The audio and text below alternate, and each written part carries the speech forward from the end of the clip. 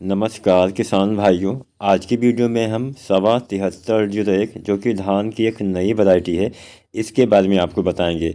अब सवा धान की जितनी भी वैरायटियां आती हैं वो सवाना कंपनी के द्वारा बनाया जाता है और सवाना भी बहुत सारी वैरायटियां बनाती है। उसी में से एक वैरायटी है सवा 7301।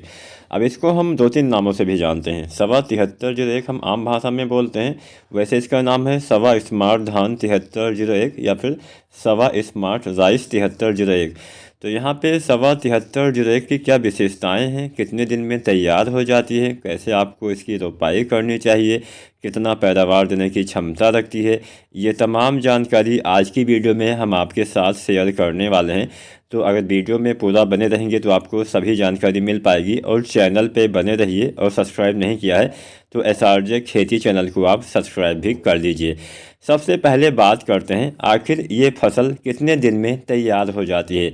हमारे बहुत सारे किसान साथी लंबी अवधि वाली वैरायटी लगाना पसंद करते हैं और हमारे बहुत सारे किसान साथी कम अवधि में तैयार होने वाली वैरायटियाँ लगाना पसंद करते हैं। खासकर ऐसे किसान साथी जो सब्जियां वगैरह लगाते हैं, तो वो किसान साथी सोचते हैं कि अगर हम कोई ऐसी धान की वैरायटी लगाएं जो कम दिन में तैयार हो जाए और अच्छा उत्पादन मिले, तो ये जो वैरायटी है सवा 7301 ये कम दिन में तैयार होने वाली वैरायटी है।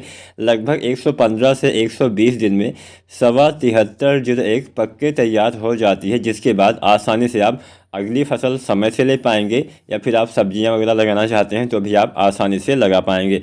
तो ये तो कम दिन में तैयार होने के फ़ायदे मिलते हैं। इसके साथ साथ कम दिन में तैयार होती है तो इसके अलावा दो तीन फ़ायदे और आपको मिलते हैं। एक तो पानी की कम आवश्यकता पड़ती है।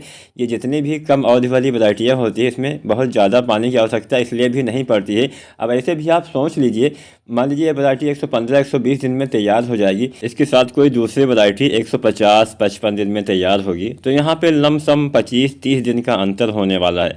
तो ये जो 25-30 दिन आपके खेत में फसल खड़ी रहेगी, तो फसल खड़ी रहेगी तो उसमें ज़्यादा पानी की भी आवश्यकता पड़ेगी। हमें उसकी रोपाई भी थोड़ा जल्दी करना पड़ेगा, ज़्यादा पानी उसमें लगाना पड़ेगा। इसके साथ साथ थोड़ा ज़्यादा खादों का भी इस्तेमाल करना पड़ेगा। तो खाद पानी भी कम दिन वाली वैरायटियों में कम ही लगता है, इस बात का भी आपको ध्यान देना पड़ेगा।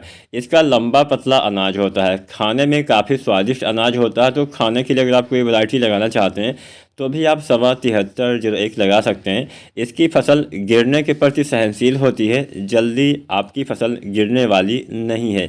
इसमें बेहतर मिलिंग मिलता है, मतलब इसमें चावल अच्छी मात्रा में आपको देखने को मिल जाता है। इसकी सबसे बड़ी विशेषता की अगर बात की जाए तो इसमें सबसे बड़ी विशेषता यह पाई जाती है कि इसमें फरहा मुक्त बालियाँ आती है। अब फरहा आम भाषा में हम उस धान को बोलते हैं जिसके अंदर चावल नहीं बन पाता है, मतलब केवल छिलका ही रहता है।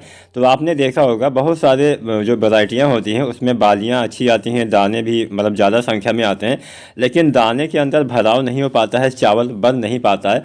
तो इस वैरायटी में सवा 7301 में फरहा मुक्त बालियाँ आती हैं, मतलब लमसम सभी बालियों के दाने में चावल आपको देखने को मिल जाएगा। मध्यम ऊंचाई का पौधा होता है जिससे गिरने की संभावना थोड़ा कम हो जाती है। वजनदार दाने होते हैं, उत्तम स्वाद मिलता है। उत्पादन की भी हम बात कर ही लेते हैं तो औसतन 30 से 34 या 35 कुंटल पैदावार देने की क्षमता सवा 7301 भी रखती है। कम दिन में अगर कोई वैरायटी इतना पैदावार देने की क्षमता रखती है तो भी काफ़ी अच्छा है, क्योंकि कम दिन वाली वैरायटियाँ आमतौर पे हम जानते हैं कि हाँ उत्पादन भी कम देती है, लेकिन मान चलिए औसतन 30 कुंटल तक यह पैदावार आपको दे सकती है। अच्छा, ज़्यादा पैदावार पाना है तो कुछ बातें आपको ध्यान देना पड़ेगा जो मैं आपको इसी वीडियो में बताऊँगा। सबसे पहला बात ध्यान यह देना है कि जब आप इसकी नर्सरी डालिए, सवा 7301 की नर्सरी डालिए, और नर्सरी वाले पौधे जैसे ही आपके 20 से 25 दिन के आसपास के हो जाएं तो आपको इसके नर्सरी वाले पौधे की रोपाई कर देना चाहिए। इस समय रोपाई करने से अच्छा फ़ायदा मिलेगा। अगर बहुत बड़े पौधे की रोपाई करते हैं, कल्ले फुटाव कम होने से उत्पादन पे फर्क पड़ सकता है, इस बात का भी आपको ध्यान देना पड़ेगा।